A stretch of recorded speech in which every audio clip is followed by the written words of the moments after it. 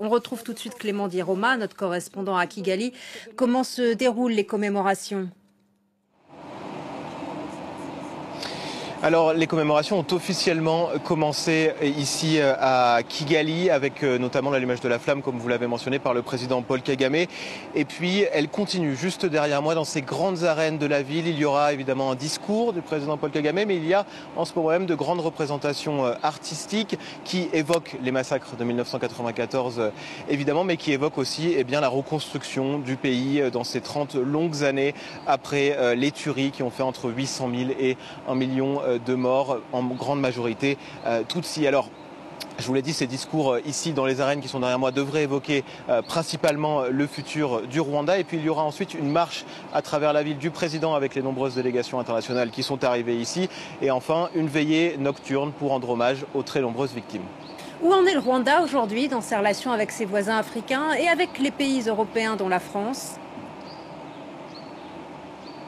Alors aujourd'hui c'est un peu particulier parce que ces commémorations se sont en fait transformées en un grand sommet diplomatique. Il y a une douzaine de chefs d'État et de nombreuses délégations qui sont arrivées. Et pour les relations avec les pays africains, le Rwanda aujourd'hui accueille le président sud-africain Cyril Ramaphosa alors que les relations étaient très tendues. Vous voyez donc cet événement sert de prétexte à Kigali pour tisser de nouveaux liens, et aux présidents africains, ils sont nombreux à avoir répondu à l'appel pour montrer qu'ils sont prêts, qu'ils sont ouverts au Rwanda et à sa diplomatie.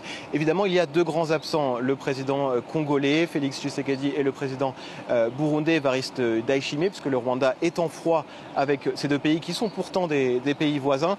Il est en froid sous fond de tensions avec la guerre du Kivu dans le nord Kivu en ce moment même. Pour ce qui est des relations notamment avec la France, le ministre des Affaires étrangères Stéphane Séjourné est ici, et sa présence marque une nouvelle étape dans la coopération avec la France, puisque Paris a déjà engagé environ 500 millions d'euros ici au Rwanda ces dernières années.